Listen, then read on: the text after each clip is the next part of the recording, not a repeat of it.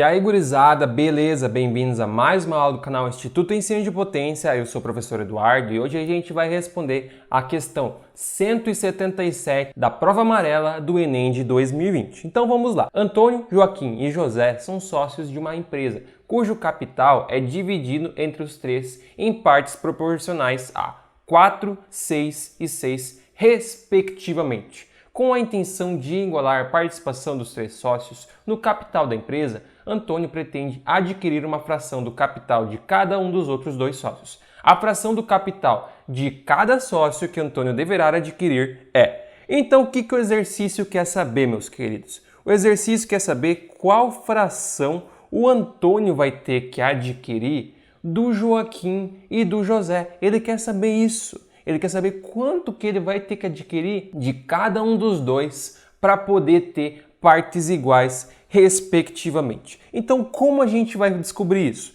Primeiramente, a gente vai ter que fazer a seguinte análise. Vamos descobrir quantas partes a empresa tem. Então, como a gente pode fazer isso? Eu posso considerar que aquelas proporções que a gente tem, de 4, 6 e 6, são as respectivas partes que cada um tem. Portanto, eu posso dizer que 4 mais 6 mais 6, que vai ser igual a 6 mais 6, 12, 12 com 4, 16. A gente pode dizer que a gente tem 16 partes. Beleza, a gente já matou uma parte da charada. Se eu sei que eu tenho 16 partes e a gente vai ter partes iguais para os três sócios, cada sócio, no final, vai ter que ter, então, 16 sobre quanto? Se liga na dica, vamos ter 3 sócios, então 16 sobre 3 partes. Essa aqui vai ser a quantidade de partes que cada um deles vai ter no final, porque a gente vai ter partes iguais. Então, se eu tenho no total 16 partes, eu divido essas 16 partes por 3 e a gente tem no final partes iguais. Mas daí o que a gente quer saber agora? A gente quer saber quantas partes, qual fração das partes do Joaquim e do José o Antônio precisa adquirir. Então, primeiramente, vamos ver quanto que falta para ele conseguir ter o total. Ora, se eu sei que no final ele vai ter 16 sobre 3, porque é o que cada um vai ter, então 16 sobre 3 menos a quantidade que o Antônio já tem, que é 4, vai ser igual ao que ele vai ter que adquirir no final. Então, 16 sobre 3 vai subtrair.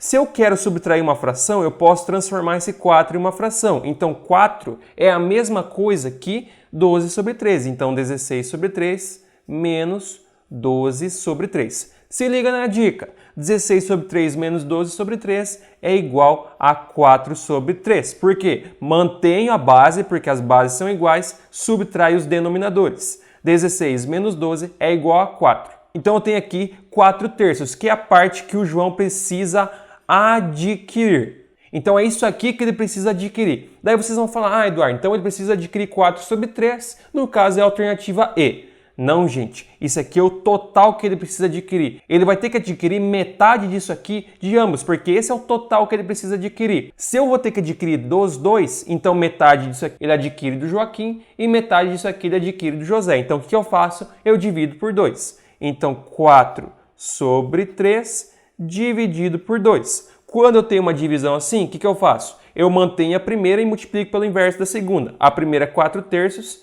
então eu tenho 4 terços que multiplica o inverso da segunda. Como a segunda é 2, multiplica por 1 sobre 2. Multiplica em cima e multiplica embaixo. 4 vezes 1 é 4, 2 vezes 3 é 6. Então, 4 sextos. Então, é isso aqui que ele precisa comprar de cada um.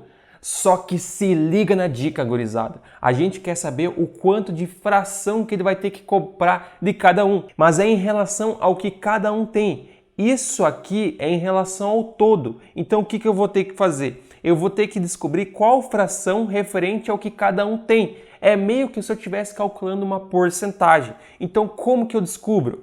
Eu sei que 6, que é o valor que cada um tinha inicialmente, representava 1. Ou seja, 100%. E eu sei que x vai ser o valor que a gente quer descobrir, representa o valor que a gente tem ali em cima, que é 4 sextos. Então, 4 sextos. Logo, eu faço a regra de 3 e consigo descobrir o valor de x. Então, eu vou ter que x é igual a 4 sobre 6 dividido por 6. Mais uma vez, mantém a primeira, que é 4 sobre 6, e multiplica pelo inverso da segunda, que é 1 sobre 6. 4 vezes 1 é 4, 6 vezes 6 é 36.